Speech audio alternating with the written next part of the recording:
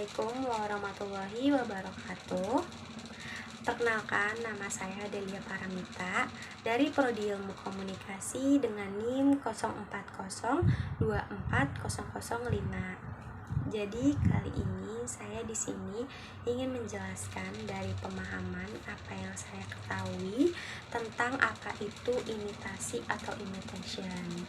Imitasi merupakan suatu proses meniru ataupun mencontoh orang lain.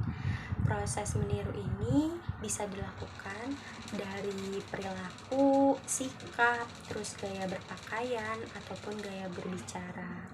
Nah, perilaku imitasi ini tuh bisa terjadi secara alami di dalam diri kita sendiri yang bisa dilakukan secara sengaja ataupun tidak sengaja. Dengan cara kita melihat apa yang kita lihat, dari situ tuh kita bisa meniru apa yang dilakukan orang lain. Contohnya itu dengan ponakan saya punya ponakan yang masih balita, dimana dia ini suka ngeliat mamanya teleponan sama papanya. Jadi kalau mama papanya teleponan ini, dia suka kayak ngeliatin mama papanya teleponan. Nah, dimana abis dia ngeliatin kayak gitu tuh, dia kalau ngeliat barang nih, kayak misalnya HP yang kegeletak ataupun mainan dia tuh pasti naruhnya langsung di kuping, terus dia bilang halo gitu. Nah, dari cara yang dilakuin sama ponakan saya ini tuh, itu masuk ke proses imitasi, dimana dengan cara dia melihat apa yang terjadi di depan dia tuh langsung meniru apa yang terjadi saat itu. Nah, proses imitasi ini tuh juga nggak cuma dilakuin sama anak-anak, tapi juga bisa dilakuin sama orang dewasa, dimana proses imitasi ini bisa berdampak baik ataupun buruk.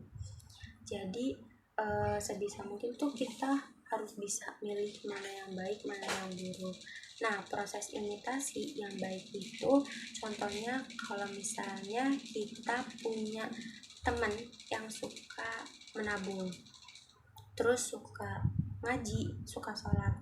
Nah, dari kita ngeliat itu kan kita jadi kayak mau niru apa yang dilakuin sama dia kan. Nah, kalau misalnya hal kayak gitu tuh, itu nggak apa-apa buat dilakuin, karena itu bisa berdampak baik pada diri kita sendiri, dimana hal kayak gitu tuh bisa ngasih semangat untuk kita belajar tentang apa yang tadinya kita nggak tahu, jadi kita tahu.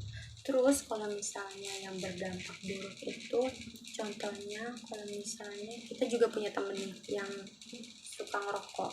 Nah, kita jadi niru apa yang dilakuin sama teman kita. Nah, itu tuh kalau bisa jangan dilakuin, karena dengan kayak gitu kan itu juga gak baik ya, terus juga memperburuk apa yang ada di dalam diri kita. Nah, kalau bisa tuh kita harus bisa milih mana yang baik, mana yang buruk. Terus juga sekarang kan lagi ramai nih di media sosial yang gaya berpakaian sama gaya makeup orang Korea.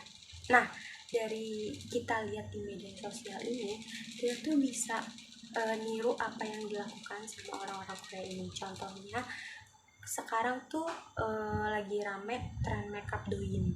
Nah, sekarang kan influencer Indonesia juga, influencer mana aja jadi kayak suka niru makeup yang dilakukan sama orang Korea, yaitu makeup Douyin. Jadi dengan cara kayak gitu tuh ini bisa dibilang dengan hal-hal yang positif, karena kita bisa tahu apa yang tadinya kita nggak tahu. Kita makeup yang biasa aja, terus sekarang kita jadi makeup orang Korea yang seger kelihatannya. Nah, itu tuh bisa berdampak baik pada diri kita. Jadi hal-hal yang kayak gitu tuh bisa untuk kita tiru. Cuma dari hal-hal kayak gitu juga kita harus bisa belajar dan bisa memilih mana saja yang baik dan buruk. Nah, mungkin itu saja sih penjelasan singkat dari saya ya tentang pemahaman dari proses imitasi. Mungkin segitu saja. Sekian, kurang lebihnya mohon maaf. Wassalamualaikum warahmatullahi wabarakatuh.